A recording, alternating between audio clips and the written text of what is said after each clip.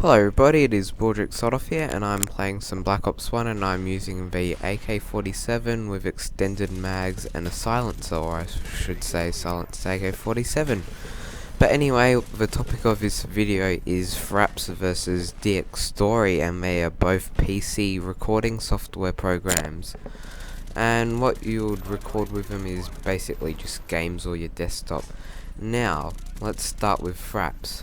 Fraps is a paid for program, and it costs about, I think, maybe 40 to 60 Australian dollars. That's like maybe 50 US dollars. I'm not exactly sure on the prices, but it is worth paying for it if you want to record your desktop.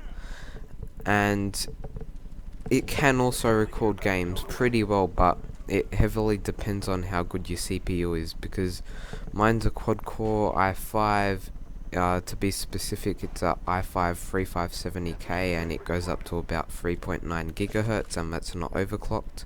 I might overclock it in the future, but anyway, what I was gonna say is that it does lag some games. Like, I can't record Red Orchestra 2, or I can't record Call of Duty's Gunslinger with it, because it just drops my frame rate to 30, even though I can get about 200 frames a second on Call of Duty. It's really annoying, because I've got a okayish graphics card. It's a 660 Ti, so that's plenty of graphics processing power to run Call of Duty and record it. But just Fraps is too hardware intense to record smooth gameplay all the time. But if you're just using it to record Call of Duty, you've got no problems there, because I get a solid 60 FPS when I record Call of Duty games. And right now I'm recording with Dxtory. You might notice a difference with the quality. I'm not sure, I haven't really noticed it myself. The sound does lag when you put it in Movie Maker, but I think after you render it, it fixes itself out, because it's a very big file size. Same with Dxtory. So yeah, Fraps, if you've got a oldish computer, I wouldn't recommend buying it unless you want to record your desktop. That's the only reason I would buy it now. Now let's get into the other software program, Dxtory. I've only been using Dxtory for about 2-3 days now, and I've just been loving it. It records all the CPU intensive programs and GPU, because it just doesn't really affect your frame rate. I'm not sure how. I watched a video on how to set up Dxtory so it doesn't lag your PC and also record in 1080p or 720p depending on what resolution you play on. Another thing with Dxtory which is good is you can record in 720p even if you are playing at 1080p, just for smaller file sizes. Or I'm not sure why you would do that, so it's less intense on your GPU or CPU. I'm not sure which one they use more. But yeah, so if you can't handle 1080p recordings at a good frame rate, you just put it to 720p, and it's still considered HD on YouTube. So I don't see why you wouldn't get Dxtory instead of Fraps.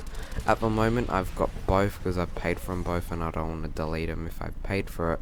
So if I ever need to record my desktop, which I probably won't, I would use Fraps. Or if I just want to see the frame rate at the top, I may use Fraps, but I'm just going to be using Dxtory now. There's another benefit with Dxtory: it tells you the frame rate you're recording at and your current frame rate, whereas Fraps only tells you your current frame rate, so that's a big pain in the ass for Fraps.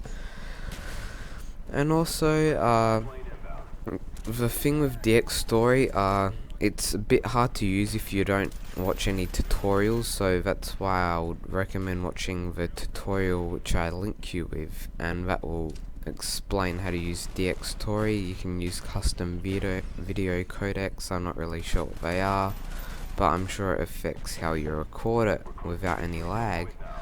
And also with Dxtory, you choose how many cores you want to use on your processor when you're recording, so I guess it is a CPU program, it doesn't really run off your graphics card. And I chose 4, even though that's my maximum. It hasn't really affected anything. If it does, I'll make it to 2 or maybe 3. I'm not sure if 3 is a good idea, because it's not an even number. And yeah, I've heard that it's not the best idea to have odd numbers on computers, so I'm not sure about that, but I'll probably put it to 2 if it starts lagging. But as you can see from the gameplay, it is very smooth. I was recording it at 30 FPS. No need to record at 60 unless you're doing slow motion or you just want to record at 60, I'm not sure why. And I'm pretty sure you can also record at 120 if you want to do ultra slow motion. So anyway guys, I hope you liked my thoughts on Fraps and Dxtory. Remember to comment, rate and subscribe. See you later guys.